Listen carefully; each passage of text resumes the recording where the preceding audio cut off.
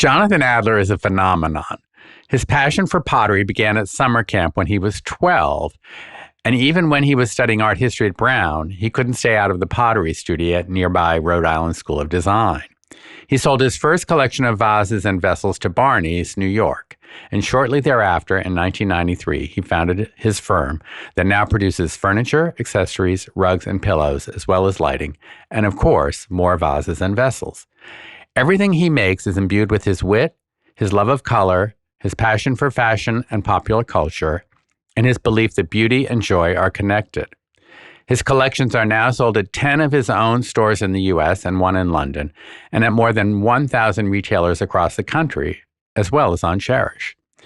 And as if that were not enough, he has become a highly successful interior designer, a star on reality TV, and is the author of 4 books celebrating his happy chic aesthetic. I'm so pleased he's here today to talk about his vision, his amazing saga, and what he sees ahead. Welcome, Jonathan. Thank you so much. It's great to be here, and it's lovely to see you, albeit virtually, Michael. I know, because you're in Palm Beach, your beloved Palm Beach, I understand. I am. Every morning I wake up and I'm like, wait, I own palm trees? This is crazy. And it's quite a saga going from, the Northeast.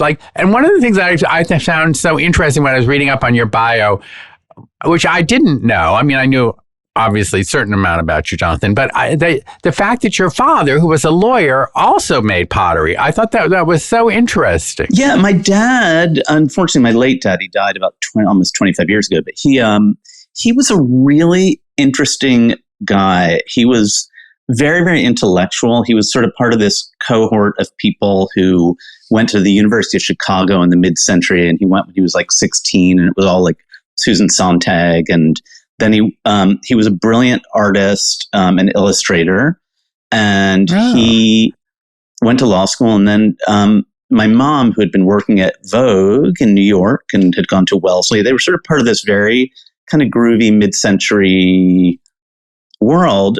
They got married, and my dad was like, all right, now we're heading back to my tiny farm town, hometown, and welcome to Green Acres. So, and then my dad, who was sort of a successful lawyer and, provided a nice upper middle class lifestyle, spent all of the time he wasn't working making art.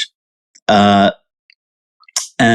as much as I would like to believe I'm a completely self-created, sui generis being, I'm really very much a product of my parents. There's a direct line. Yeah, it's in your blood. It's in my blood. Yeah, that's great. But one of it that was interesting to me is at the time when you started making and selling your pottery, it was, ceramics and pottery at that time was kind of a rarefied world, shall we say.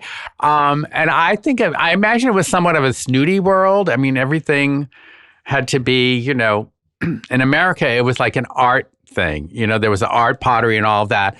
And you came along, and I think you blew all of that up. So how did you think about your early work when you were making it? Was it just, this is what I want to do? Or was it sort of a conscious float of rebellion against some of the, shall we say, pretension of the arts and crafts world? Well, it is a codified world, and I'm sure people who are listening are not familiar with the ins and outs of the ceramic world. The ceramic world you see before you today, which is a world in which it's quite celebrated actually in art circles. Kind of groovy potters are now like I think ceramics are really having a moment. Yeah, they're having a moment. So it's sort of, there's two things that make ceramics kind of prominent today. It's like the art ceramics is having a moment, and the maker movement ceramics, like the Williamsburg ceramics, are also having a moment. None of which have any relevance to what I was doing. I started 30 years ago, and I sort of, in a funny way, even though people would never think of me as like a Brooklyn-y dude, I would like to think that I had a small part in kind of making Brooklyn possible, because I kind of became like this production potter, making everything myself in a truly artisanal way almost 30 years ago, when nobody was doing that. And at the time, ceramics, it was still bifurcated, albeit less relevant. There was a rarefied world of art ceramics, which was an incredibly insular world. It had no relevance to the art world writ large. And then there were, sort of crafty potters making production stuff, none of whom were in any way relevant or particularly successful, actually. So I guess the point is, when I went in, I didn't really know what I was doing. It was a very, very low stakes world. It was absolutely irrelevant, and I didn't really have a plan at all other than to make groovy shit. Right. And what I loved about your work right from the beginning was how witty it was and how much humor you got into, a simple vase, which is not easy. It's not, pottery is not considered a medium for comedy per se, but you had, charm and wit and, your breast vases and all of that, your lips, all. Was that something that just you wanted to express that and you were going to do it no matter how? It's a really great question, and it's something that I think about and grapple with a lot. I hope that my work feels very, very light and lively, which is not in any way, shape, or form who I am as a person. I'm quite the opposite, actually, but there are elements of me. I suppose there are elements of me that are, a little bit glib, and I hope witty. The idea of infusing content and wit into design is something I think about a lot. And it's a very, very challenging space to occupy because you don't want anything to be like wacky. It doesn't want to be like Mrs. Roper's outfits from Three's Company. You want it to be, have a base of unimpeachable chicness and just a little whisper of wit or content. And so that's a balance that I think about a lot. And it's hard to strike. As for why that became part of my oeuvre, I guess it's because I am culturally voracious. I'm an innately postmodern person in all of its different aesthetic meanings, meaning like I came up in an era in which sampling and quotation and postmodern architecture were all the rage. That famous Love and Rockets song, No New Tale to Tell, which was sort of about, at least in my mind, it was about the fact that it had all been done before. And for some people, I guess that's a sort of creatively crippling idea. For me, I found it to be an extraordinarily creatively liberating idea. The idea had all been done before, and it was just up to me to sort of play with history, and all of the past was mine to play with. And in a low stakes world like pottery, I could do whatever I want. It didn't matter. You had nothing to lose. And nothing to lose. Not much to gain either, quite frankly. At the beginning, I'm sure it wasn't easy. Yes. Dude, I was like a broke ass, unemployed 27-year-old who was sort of eking out a meager living teaching night classes at a pottery studio in Hell's Kitchen, sort of asking my parents for shekels de temps en temps. And then I got an order and I thought, all right, cool, I'll make pots, but I will be living a life of penury. And at the time I thought, that's fine. I'll surrender to penury if I at least get to express myself. Cut to who owns palm trees? This guy. Yeah, well, that's what I'm saying. It's quite a turnaround, and it's really exciting. Because, I do think in terms of, design per se and decorating especially, and what, charm and wit are undervalued in our society, I think, and it's something that you have brought to the forefront, but I think it's still, there's this sense that that's not so important to one's life, but I think it really is. And, I've been so impressed by your success and so heartened. Oh, heart emoji. I really, really do appreciate you saying that. And I feel seen finally. Thank you so much. Well, you've been seen by a lot of people, Jonathan, but it's funny. The idea of charm is something that my husband, Simon Doon, and I have actually been talking about a lot. He wrote a great series of articles probably about 10 years ago for Slate magazine called Charm Offensive, about the idea of charm. And it's an underconsidered and really significant part of life. To me, the idea of charm is about a lightness of touch. It's about being self-deprecating and not taking yourself too seriously. And I do think, no tea, no shade to our beloved world of decorating, but I think it's often a charmless space, a space in which people try to be overly serious and overly grown up. Like, I look at a lot of interiors and sometimes I think, wait, were you ever even a child? Like, I think a lot of people and I really don't mean to throw shade at my beloved design world, because of course I am very supportive of everyone's aesthetic journey. I would just exhort people to remember a sense of charm, lightness of touch, and a little bit of humor. And I think that is missing, and it's something that that I try to infuse. Yeah. Now, I want to talk a little about your inspirations, because obviously, like you were saying, you grew up in a sort of a hip, artsy, mid-century family. And then when you were starting out, like, postmodernism was big, that sort of pastiche, Philip Johnson kind of thing, Memphis. Were those things that you were aware of, that you responded to, or? Yeah, I was obsessed with the history of design. I've always been a very connoisseurial person, and I think that's an incredibly important part of being a designer or an artist or whatever. I feel like you should really know in great detail all the source material, so that if you're breaking rules, you know what the rules are. If you're referring to something, you know what you're referring to something. And I think that one should be incredibly informed and analytical about how to explain what you're doing. And so in terms of inspiration and design, the movements you just spoke about, postmodernism, Memphis, they were all very meaningful to me. But I think one of the things that I didn't really know much about when I started my journey was the more fluffy side of decorating and design. Meaning, when I was in school studying art history at university and then studying pottery at RISD after college, the reference points were very highfalutin. Like in making pottery, the only world that was encouraged at RISD was a sort of fine art ceramics world.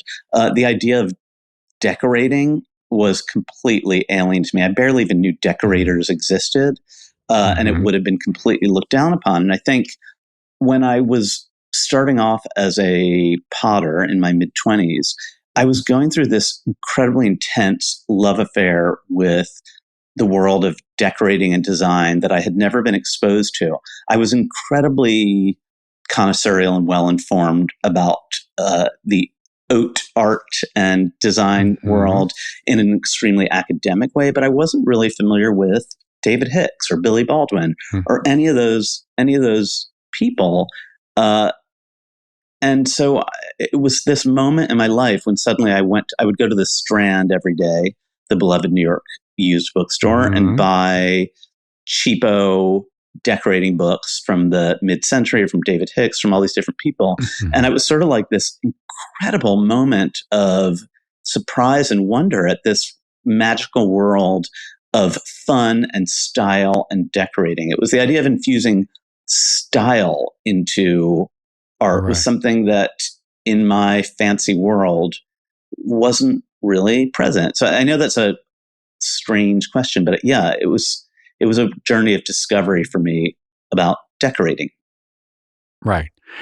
And it's so interesting that you learned about it from going to the Strand. And, like I always say, I learned about decorating from reading the magazines. It wasn't something that was taught when we studied art. I studied art history as well, but you did it from a very connoisseur, curatorial, timeline sort of way. But the fact that, people in Europe were living these glamorous lives day to day, or even in, a lot in America as well, it was like not what I grew up with. And it just felt so appealing to me.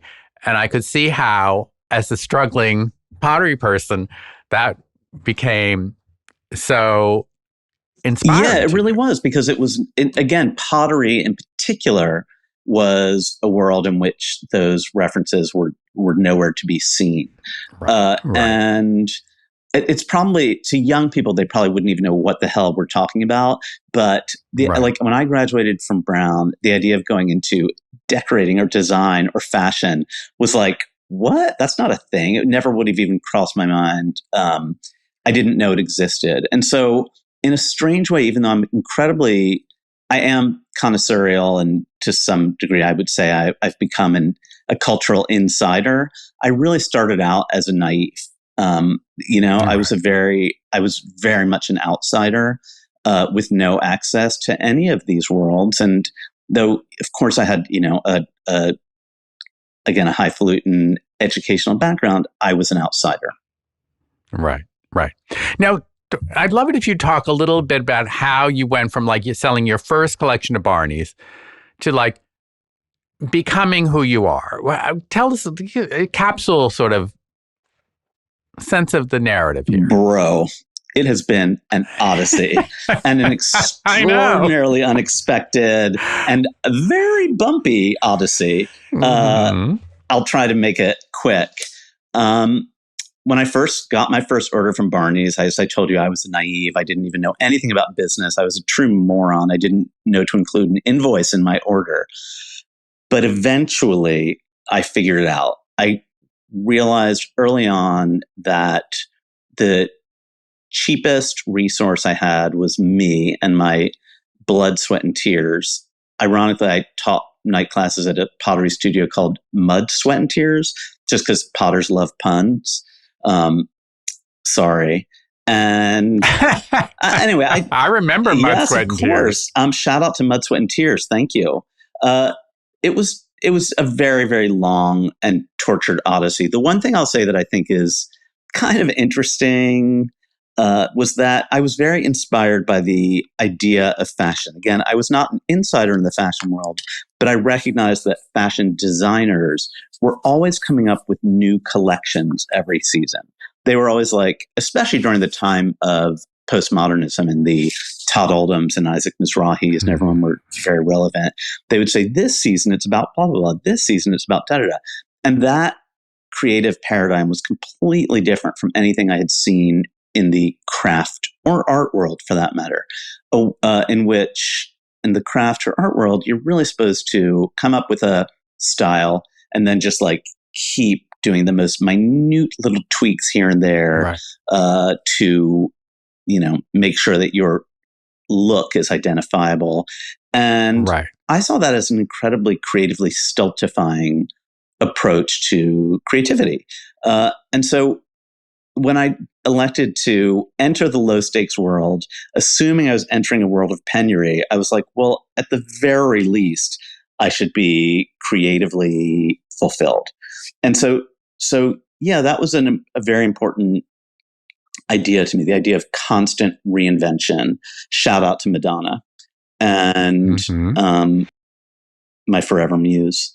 And yeah, so fashion. Because it was not about getting a Jonathan Adler look and then slight tweaks of it, the whole thing. A lot of artists think they have to be sort of timeless or above trends, and they're not susceptible. They have this personal vision that they're going to pursue at any cost. And well, I think the people who said disco sucks missed out on the party. I think you should engage with whatever is happening in culture, and that's kind of part of life.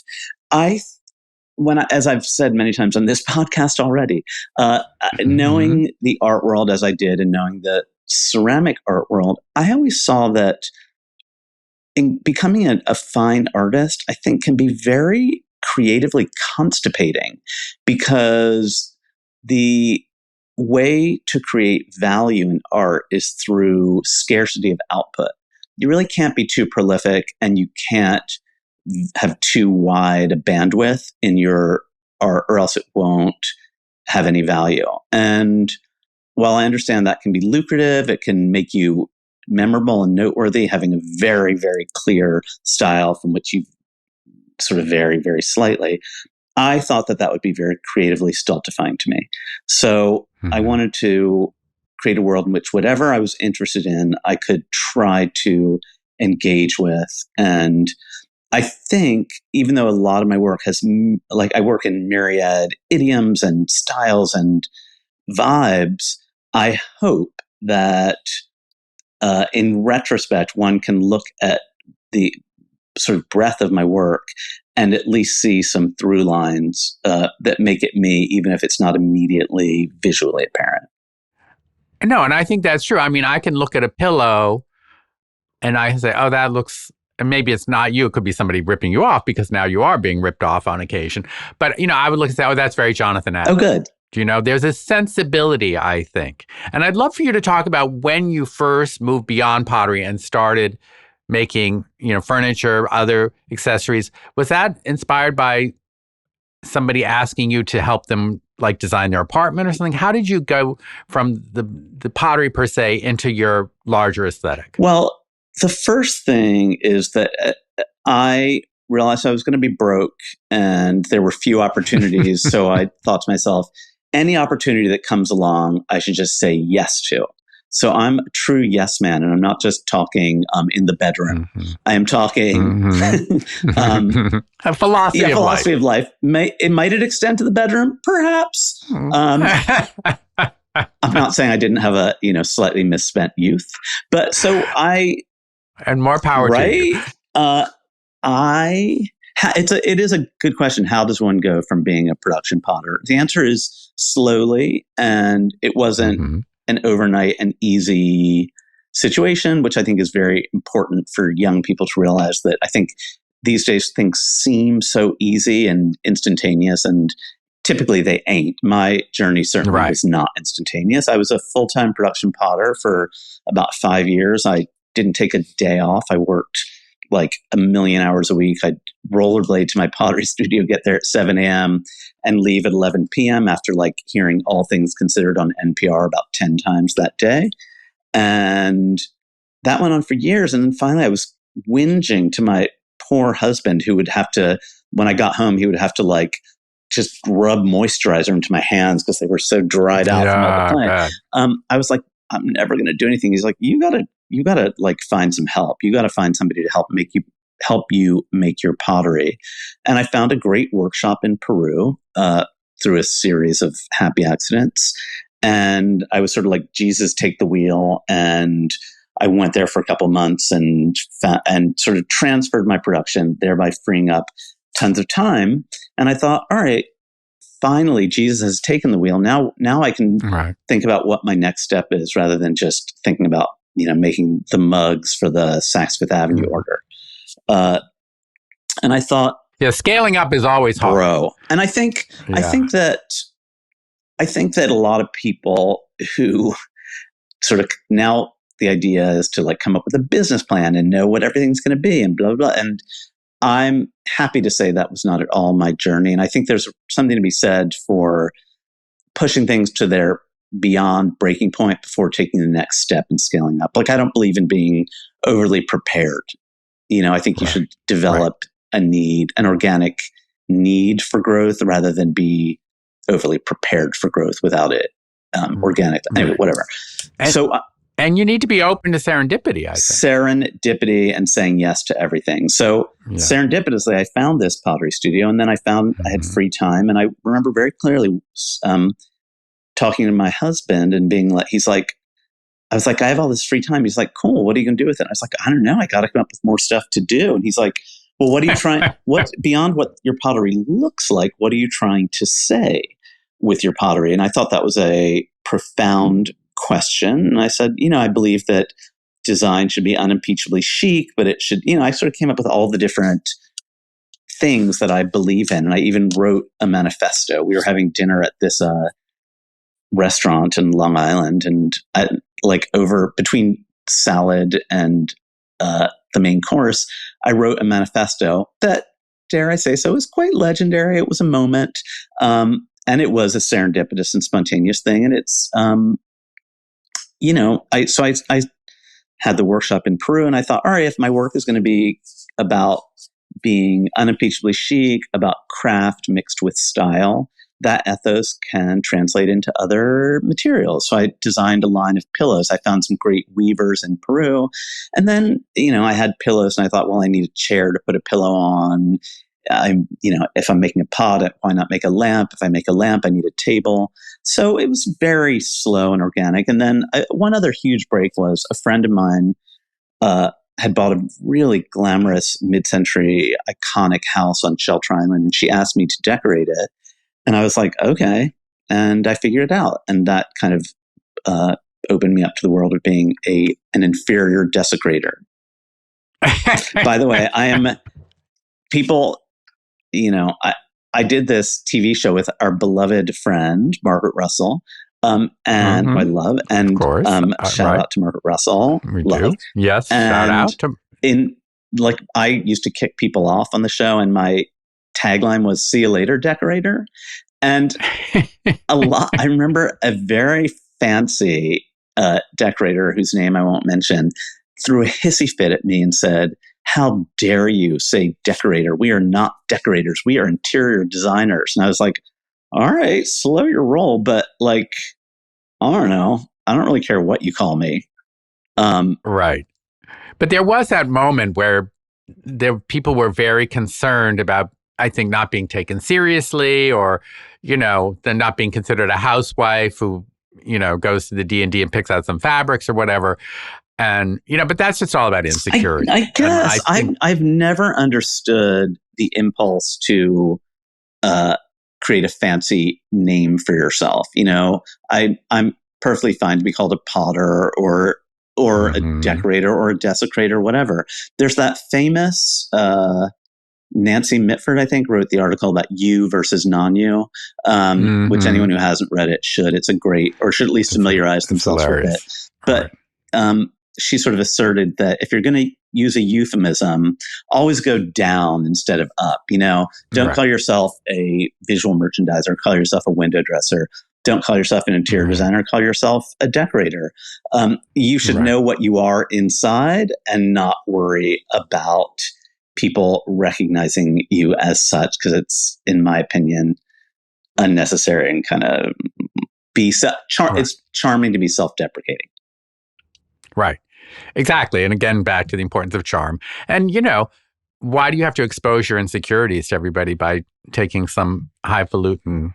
I don't understand it at all. I'm truly mystified by it. Mystified. So much. So to get back to the narrative here, you decorated your friend's house, which as you know, I'm not a designer myself. I know how complicated it is. So was this a shock to you to realize, oh my God, I not only have to design all this stuff, I have to have it made, I have to have it shipped, I have to make sure that, the house functions. Was that difficult for you, or was something that was innate? I think that my years of experience as a potter were invaluable because they opened my mind to the importance of logistics and the importance of thinking everything through and existing in kind of a fugue state in which you're constantly thinking, if this, then that, if this, then that. Right. So, because you were running a business as well as creating. Yeah, I was running a business. I was making pottery, and I didn't sleep for about 5 years of my life because I was like, all right, is that porches and bungalows order ready? And if so, did I make all the, there's that teapot there where the lid broke. I need to make it. I was just going through every eventuality in my mind. And I think that prepared me very well for the world of decorating, because it is very logistical. Everything is very logistical. I think I come from a family of kind of intellectuals, none of whom have a single intellectual bone and single logistical bone in their body. They're all extremely disconnected from the physical world. And being a potter, being a dude with mud, air, fire, and water, has made me very primitive and very, very physical. And I think that that's really important because it exposes you to the idea of logistics, the idea of physical eventualities, and the idea of what if this, then that. Right. And oddly, that's a very important skill and approach to life, if one is going to be a decorator, because there's a lot of if this, then that. If pink, then what's, how's it going to look with the rug? Right. Like it's everything from will the fabric come in time to if you do this color or scale, how will it impact the other elements in the room with which it's in dialogue? Right. You have to respond. You have to be responsive and flexible. Yeah, responsive, flexible, but also really think about the ramifications of each and every decision you make. Right. So and I know you keep doing it and you've done hotels, et cetera. Is interior design something that you like to do? Is it, because it's more complicated than if you're in your studio designing an object. It's a lot more interaction with other people and factors, as we were just saying. So it's something I'm very ambivalent about, if I'm being honest. Like I think it's really important. I think it's been very, very important for my business. When I do a great job and I get to design a great space, I absolutely love it. However, I'm not necessarily super great at working with other people. I've created. I love that you. Oh my God! Beyond. Again, in as much as people might know who I am, presumably people listening to this know who I am and would assume that I am very connected and insidery. I'm really not. I'm an incredibly insular person. And my design journey is very, very insular. I'm not at like fancy decorator parties ever. My posse is my old school posse. Like I never really entered the world of fancy decorators, which very much is a social world. And I know, again, no tea, no shade towards it. Like I love, I know a ton of decorators and people in the world, and I think they're all fantastic and love them, but it's just not my world. I'm not so great at working the crowd. I'm very, very insular. And when groovy decorating projects come up and people really want me to do them, and I think they're going to be very creative, I, of course, do it. And it's fantastic. And I love it. It's just got to be a good match. It's got to be the right fit. And they come to you. Yeah, but it's a tough biz. Right. Oh, yeah. And speaking of tough biz, I'd love to talk to you about your shops. Like when you opened your first shop, how did that influence? Because I presume that when you opened your first store, you started interacting more with your customers. Yes, I did, very much. And opening a shop was a very improbable journey for me. As I said, I kind of came from intellectual stock. Nobody was like a merchant or nobody had any business sense. And my parents were also very risk averse. So at first I said, I think I want to open a shop. And they were like, don't. And I was like, got it, I shall. Thanks for the... So rebellious you were. That's me, rebel. And having a shop was one of the most incredibly mind-expanding and work-expanding things ever for so many different ways. I just learned so much. It really gave me a chance to it gave me just a space to continue to refine and hone my message. And also I guess I opened my first shop in probably whenever I did, late 90s, like 99, 2000, whatever. And, it wasn't like a technology period. And I remember being in my shop, working behind the counter, which I would do a lot. And it was early cell phones. And I heard some chick on her cell phone having a conversation while perusing my and saying, yeah, I'll be home at 7. Let's get Brussels sprouts. I'll go pick up the dog. I'm just at Jonathan Adler right now. And I was like, she's at what? She's at where? I'm a place, I'm a thing. So a retail shop was an incredibly important moment in making me a thing. At the time, I couldn't have a website, I couldn't have this, but suddenly if I could have a shop, suddenly it was like, I'm at Jonathan Adler. And I was like, yeah, you're at Jonathan Adler. Boom. Right. Yeah. It was great. Cool. But of course now brick and mortar stores are being challenged, obviously, by the internet. So do you still find that it's important that you have them? I don't know what you're talking about, brick and mortar stores being challenged. I've never heard of such a notion. It's a great question. And as a seasoned, aka old businesswoman, I can tell you that that business paradigms are constantly shifting, and there's always pendulum swings. And 1 minute it'll be like retail, retail, retail. The next minute it'll be like, get rid of your brick and mortar.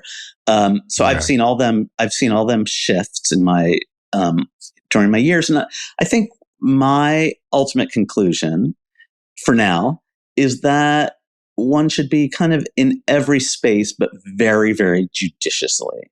Do everything do everything really well, but be careful. I at one point I overexpanded my retail footprint because I was responding to the paradigm, and I very carefully and industriously or sort of pared back my footprint to just the best stores, and that was a great move. I'm sorry I had expanded as much as I did, but now I think we have a very good and very sustainable footprint of retail stores, which to some degree function as marketing for online sales. And I think it's a world in which one has to be available to people wherever and whenever you can grab them. Well, it's interesting that so many internet brands now are opening stores, because I think for exactly what you're saying, I think it's great marketing for internet sales, and it allows people to see your vision. Yes. And I think that they understand it better if they can see it. And in New York, at least, you're starting to see return of more home stores, which I find very encouraging. But I wanted to ask you about what you see ahead, because your aesthetic, and partly because you and Simon, you have Palm Springs and Florida, there's a very sort of colorful, almost tropical sense people have of your aesthetic. And I think that's really, mid-century, which you have, blown up and blown out and made it so much more fun and less pretentious than it could be, all of that. But how do you see your aesthetic moving ahead? What are you looking at now? Well, it's funny. I think in my own life, I sort of express a range of sensibilities. And, I think you can slice and dice my collection you could create the most minimalist, austere place on earth. Or the most urban space. I didn't mean to imply. No, I know. You have to have palm trees. I'm it's good for me to think about. So I think you could create a minimalist, austere, monastic look. A lot of my stuff is very minimal. I think as a product designer, I'm truly a minimalist. When designing products, I strive to use an economy of gesture to communicate what I want to communicate. I hope if one looks at my work, and I think you should look at my work in tremendous detail, I hope you will see that that my stuff is minimal, communicative. For me, design is a process of stripping down. I start with an idea, and then I try and get rid of extraneous gestures so that whatever I'm doing can be communicated as clearly as possible. So, so I think that my products are very, very minimalist. My overall design aesthetic is maximalist in the sense that I believe in mixing things with abandon. I think that I'm a natural eclecticist, and I think that I hope that my idea for my work and my world is that you can go into a Jonathan Adler shop or the site and create a space which looks like you have spent a lifetime curating the best of the best from all over the world and all different sensibilities and times, and create a space in which you are, in which you show yourself to be a connoisseurial, fun, charming person. So it's really a sense of designed eclecticism, one-stop shop for designed eclecticism. And I think that that overarching idea, designed eclecticism, gives me tremendous runway and leeway to do whatever I want and to just keep trying, playing, expanding, as long as it's sophisticated. I hate that word, but I'll use it. Sophisticated, connoisseurial, well-designed, and charming. And now I exist in a world in which I travel the world finding incredible new workshops who have fabulous techniques, and then I get to collaborate with them. And I have an endless appetite for newness, creativity, and experimentation. I'm thrilled and lucky to have built a world in which I get to do all the stuff I get to do. And I just, I'm not to sound faux humble, but I'm so grateful every single day that people buy my shit and enable me to continue on my design odyssey. Like, truly a humble, grateful person. Right. Right. And one of the things I wanted to ask you about was, now there is this sort of resurgence of ceramics and pottery, and there's new respect for it. I mean, is that something you find, at the same time, as we've talked on several of our podcasts, there seems to be a shrinking of the artisan class. There's not enough artisans, there are not enough makers. All the designers are complaining about this and how our culture doesn't support makers and encourage them and treat them with respect.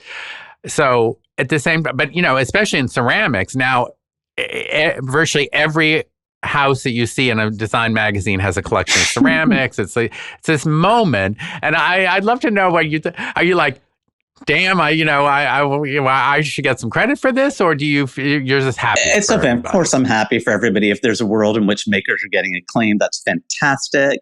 It is. I chuckle when you say it because I know so few people like that I meet even know that I'm a potter. Like, they'll be like, "What do you do?" I'm like, "I'm a potter," and they'll be like, "Oh, I didn't know you made pottery." And I'm just like, "Ugh, I've really screwed up." Me or my publicist, Ryan, if you're listening, I blame you, have really screwed up telling my story. I think in as much as people think of me, they think I'm like a foulard wearing decorator, little realizing that I'm like a gritty, earthy potter at heart. Anyway, I'm thrilled that it's happening. I think it's really cool. I think it's great that people have a platform to be makers, ceramicists.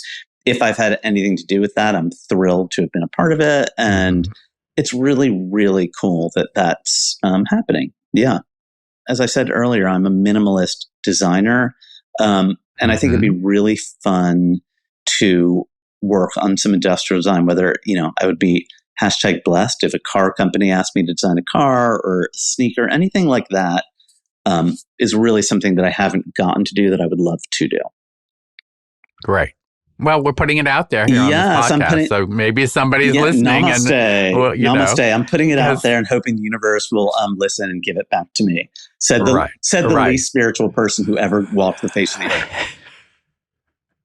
But your dreams have come true to a large extent. So that is so true. My dream, it sounds so silly and weird, but my dreams have come true. They really have. Yeah. And it's very impressive. And it's, the other thing I love about your work, Jonathan, is that as we were saying, you've never taken it too seriously. You've never become this grand poobah. Even everything you make still has elegance and sophistication, a word we don't like, but it's there. But it also has a touch of humor. It has a little drop of your personality, which I think is what makes it so strong and so appealing to people. I think a little drop of my personality is just the right amount. I always say to not know me is to love me. And I think that's true. And I think that's, oh, you're so modest. I think that it's funny what you like. There's this very famous English historian called Paul Johnson who wrote a book called Intellectuals, in which he sort of talks about how people's public persona and their private persona are completely at odds often. Most notably, what's his face? Rousseau. He of the idea that humans were innately good and that they were destroyed by society. He was just a monster. He was an absolute monster. Karl Marx, man of the people, had a slave his whole life. And whilst I would never put myself in that level of import, I think the same truth applies to me. I seem very lighthearted and fun and cheery. I'm anything but. I'm very sort of You're a tortured artist. I kind of am. I don't know how. There's just a dissonance between my affect and my inner. Yeah, but if you weren't a little tortured, you wouldn't be producing as much as you did. You wouldn't have created as much stuff and come up with as many good ideas. Yeah, you got to be really self-critical, really analytical to get something to be good, because like not unlike how writing is rewriting, design is redesigning. It's about looking at whatever you've done with a sense of absolute self-loathing and saying like, why am I so awful? What did I do now? And trying then to roll up your sleeves and fix it. Right. Well, I guess what we really hope is that you will go on loathing yourself, Jonathan, and coming up with continued great products, great designs, and really bringing a lot of joy and pleasure to so many people, and I think it's great. My self-loathing and my self-torture are here to stay, so stay tuned for lots more stuff. Good. Great. Well, I want to thank you so much for being on the Chairish podcast, and I want to thank everyone who's listening